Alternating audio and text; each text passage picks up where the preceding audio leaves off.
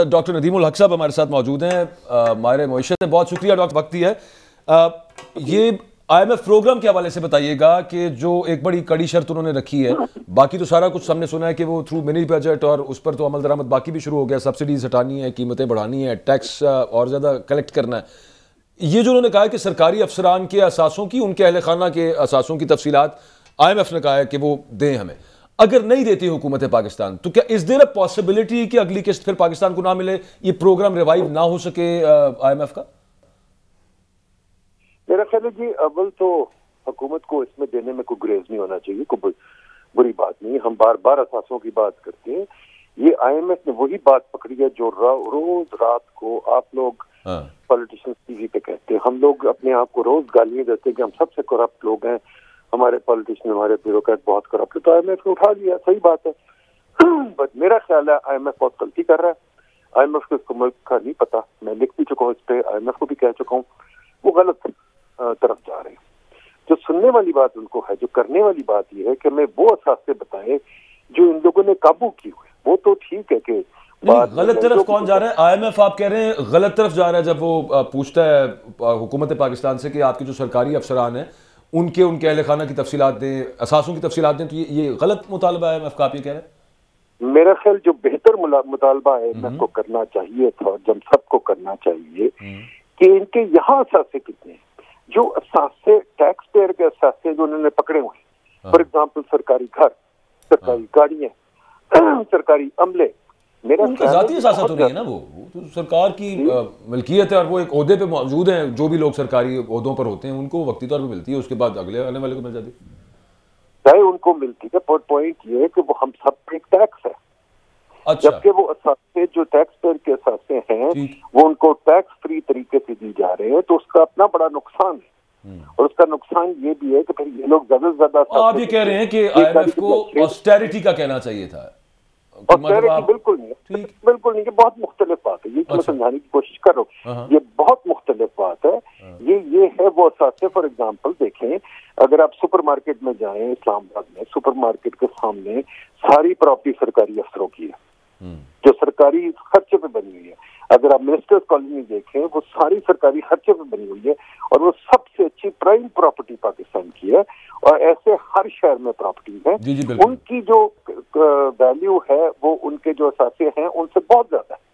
تو ہمیں یہ سوچنا چاہیے اور غور کرنا چاہیے کہ یہ جو اثاثے ہیں, برطانیہ میں ایسے اثاثے کوئی نہیں ہے, باقی کسی ملک میں پرائم لوکیشنز کے اوپر جو سرکاری پراپرٹیز ہیں ان کو آپ ان کی نیلامی ہو سکتی ہے, ان سے بڑا اچھا خاصا ریونیو پاکستان کی اسٹیٹ اکٹھا کر سکتی ہے. یہ پینشنز کا ایک معاملہ انہوں نے اٹھایا ہے, آئی ایم ایف بات کر رہی ہے اس کی, اور یہ اس میں تو کوئی شک نہیں ہے.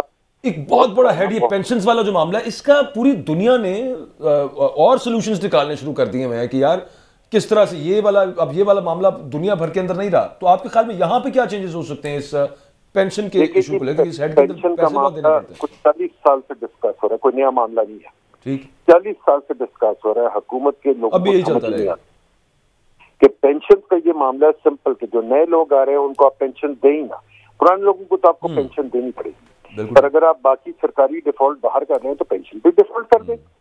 تو ڈیفالٹ کرنا ہو تو ڈیفالٹ تو ہر جگہ ہو سکتی ہے, صرف یہ نہیں کہ ڈیفالٹ باہر کرنی ہے تو اندر بھی ڈیفالٹ ہو سکتی ہے. تو حکومت کو بڑی ٹف ڈیسیژن لینی چاہیے. ٹف ڈیسیژن نہیں, ضروری ڈیسیژن لینی چاہیے کہ یہ گھروں کا نظام ختم کرے, گاڑیوں کا نظام ختم کرے, پینشن کو ریشنلائز کرے, اور جو فضول قسم کی مراد ہے, پلاٹس دیتے ہیں, پلاٹس بھی ضائع کرتے ہیں, پیسے پلاٹ بیچے, جو مرضی لے لے, ضروری نہیں کہ کسی کو گفٹ کریے. اچھا ندیم صاحب یہ بتائیے گا, آج ڈالر تقریباً 7 روپے مزید بڑھ گیا ہے, تو یہ جو لگ رہا ہے کہ آلموسٹ 300 روپے کو ٹچ کرنے جا رہا ہے, 280-85, تو ایک عام آدمی کے لیے اس کا کیا مطلب ہے؟ جب ڈالر میں آپ نے پیٹرول خریدنا ہے, آپ نے ہر چیز تقریباً باہر سے ڈالر میں لینی ہے, تو عام آدمی کے لیے آنے والے دن کیا دیکھ رہے ہیں آپ؟ دیکھیے جی, عام آدمی اگر اپنی لیڈرشپ کو اکاؤنٹیبل ہولڈ نہیں کرتا تو پھر اس کو ڈالر کی شیپ میں پیسے دینے پڑیں گے.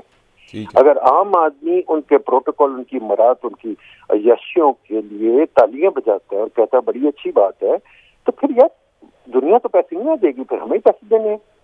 تو عام آدمی کو بھی تھوڑا سا پولیٹیکلی الائیو ہونا چاہیے, اور ان سے پوچھنا چاہیے کہ بھائی یہ خرچے اتنے کیوں ہیں, 70 ڈپارٹمنٹ کیوں ہیں, 70 ڈپارٹمنٹ کی ضرورت کیا ہے, 5 ڈپارٹمنٹ پہ کیوں نہیں گزارا ہو سکتا, اتنے سیکٹری, اتنے پیونز, اتنے سب کچھ کیوں ہے. تو یہ جو خرچے ہیں ہر ایجنسی کے 5 ادارے ہیں کہ اگر فیڈریشن میں بنتا ہے تو پروونسز میں بنے گا، اور جناب خالی ادارے پڑے ہیں جن کے کوئی کام بھی نہیں ہے تو اس کے پیسے پھر کسی نے تو دینے ہی ہے نا. تو یہ کہنا کہ عام آدمی پہ کیا اثر پڑے گا، اب جب چڑیاں چگ گئی کھیت تو پھر کیا پوچھنا ہے. عام آدمی کو پہلے محتاط ہونا چاہیے اور کہنا چاہیے بھائی سرکاری خرچے ٹھیک طرح کرو.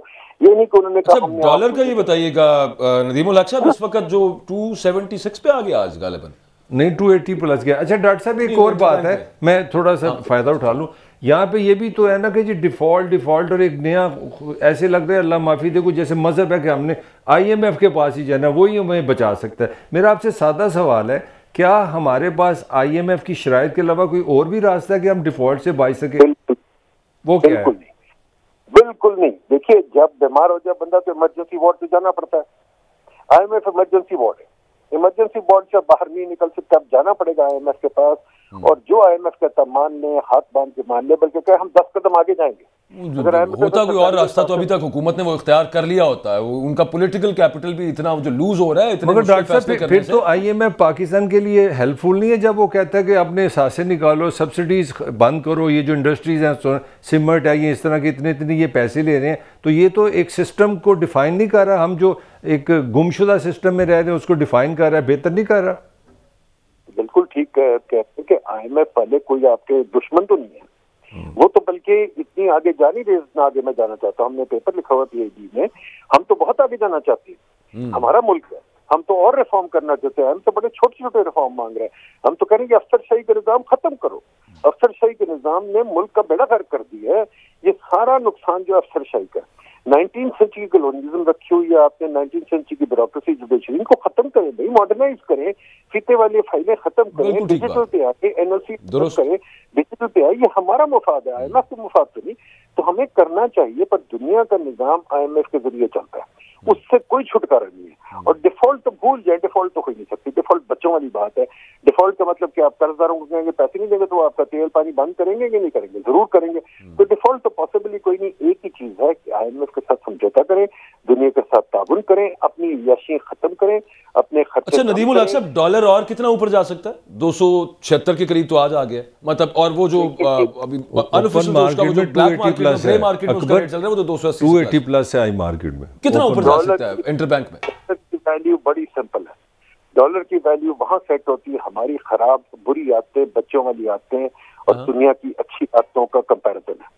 جب تک ہم ہماری اپنی بری عادتیں ختم نہیں کریں گے، کام نہیں کریں گے، سرکاری دفتر خالی پڑے ہوئے ہیں، تنخواہیں لگی ہوئی ہیں، یشی ہو رہی ہے، جب تک آپ یہ ختم نہیں کریں گے، پروڈکٹیوٹی کی طرف نہیں آئیں گے تو ڈالر کی قیمت گرتی رہے گی، بڑھتی رہے گی، روپے کی ویلیو گرتی رہے گی. نہیں وہ تو ہے. ابھی جو کرنٹ سچویشن ہے اس میں سپلائی اور ڈیمانڈ کو دیکھتے ہوئے کہاں تک جا سکتے ہیں، اور جو مارکیٹ میں جو افواہیں پھیل رہی ہوتی ہیں مطلب 300 ٹچ کر سکتا ہے ڈالر؟ میں یہ پوچھنا چاہ رہا ہوں.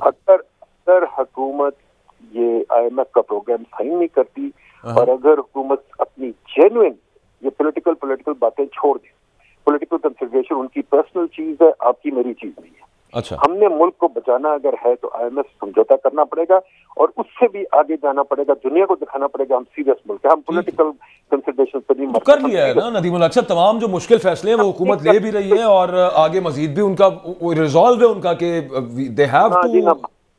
ابھی تو بہت شروع میں نے بتایا نا، بہت ساری چیزیں کرنے والی ہیں. ابھی آپ کا ایک فیکٹری بند نہیں ہوئی، شوگر پہ سبسڈی ختم نہیں ہوئی، ویٹ پہ سبسڈی ختم نہیں ہوئی، بجلی پہ سبسڈی ختم نہیں ہوئی، باقی آپ نے 1000 چیزیں گندے پروجیکٹ ختم نہیں ہوئے.